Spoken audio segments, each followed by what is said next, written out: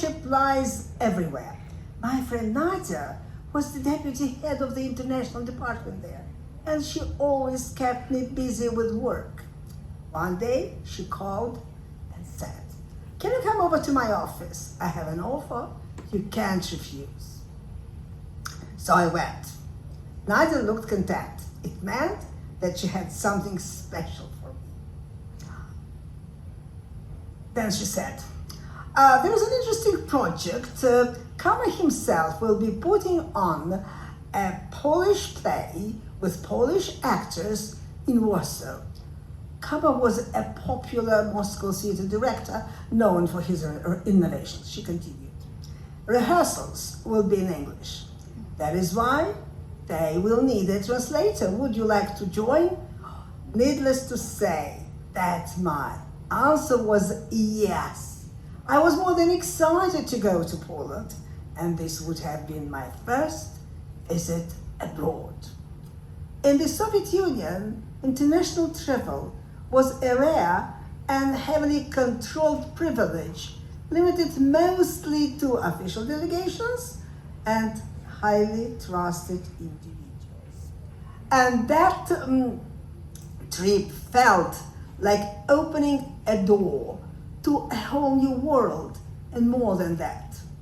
Poland was like a mirror of the West for us Soviet people at that time.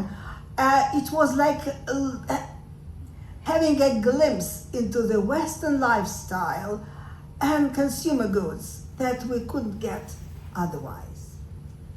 A couple of days later, Nadia asked me to come over again to explain about the program of my stay and discuss the conditions of my trip. Well, the ticket, accommodation and meals will be provided. She also told me that I will get my fee after I returned in Russian rubles. The disappointment was that there was no daily allowance. Well, I was a bit disappointed indeed. It was better than nothing on the one hand, but on the other hand, what if I wanted to buy an ice cream or go shopping? Russian rubles were not convertible currency at that time. We could not change Russian rubles into foreign money, neither at the Russian bank or abroad. That's why, even if I earned my fee, it wouldn't be very useful in Poland. Nadia noticed my concern and she said, "Oh, keep your chin up. You can always sell something there in Poland to hotel floormates." "What?" I reacted. "To the hotel floormates, and they will immediately report me to the local police. As you know, I can end up in jail if I try doing anything of this type here." "Oh, don't be silly," she laughed. "Poles report you? Come on. They're so business-minded. They'll be perfectly okay with your little profiteering. Everybody does that in Poland. If you do not sell anything, they may even take you for a KGB agent." Well, the question was, what could I buy to sell in Poland? Nadia had heard somewhere that toothpaste would be the right thing. They had something and we had something. We had toothpaste. Poland, like many other East European countries, was coming through changes entailing shortages of certain goods, sometimes of the first necessity. The good news was that we would be traveling to Poland by train. That meant that I didn't have to worry about excess luggage and could buy as much toothpaste as I wanted and needed. Well, I was buying toothpaste in small batches, 8 pieces here, 10 pieces there. Well, buying 100 pieces all at once would look strange, to say the least. at one store, a shop assistant recognized me and said, "Oh, hi, you again for the toothpaste." I thought, my God, what if she guessed that something was off? Because profiteering was a punishable criminal offense in the Soviet Union.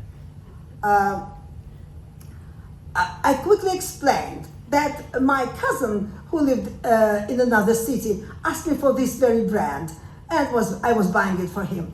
Then, at another store, I was buying 10 pieces of toothpaste, and the shop assistant was curious why I was buying so many pieces. I said that I was going down to the countryside to work on a play, and just wanted to share this toothpaste with the locals. She seemed to be impressed and said, "Oh, a play, how interesting, and what's your play about?" I said, "My play is about love between a Russian girl and a Polish guy." Then I promised to invite her to the first night, and just thought that it would be wiser to buy toothpaste from pharmacists, because pharmacists are not known for being very talkative. Eventually, my bathroom, from the floor to the ceiling, was all piled with toothpaste, and some amount was under my bed.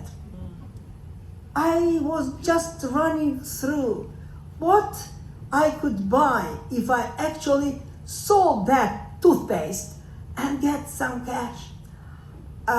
An elegant dress, or maybe a sharp suit, or a pair of jeans. Not the real American deal, but looking exactly like it. My neighbor bought some, and I couldn't tell the difference. And on top of it, I dreamed of sitting in a Warsaw cafe, flipping through a Polish fashion magazine, sipping coffee. I pictured myself, the main character in a Polish movie. I've always loved Polish cinema. I still do. Actually, it's a good thing that Nadia said that Poles had that little bit of entrepreneurial spirit that made me think that I could make some money and live their life for a bit. And suddenly, the story twist. Nadia called and said that my trip was cancelled. Kama, who was from Vilnius, speaks Polish. That's why rehearsals will be in Polish and no English translator was needed. Thus, no Poland, no hotel flonade, no Warsaw cafe, no shopping spree. Just me and my mountain of toothpaste hanging out in my bathroom and under my bed. Silver lining? Well, at least my family and I won't run out of toothpaste for another 2 years. Thank you.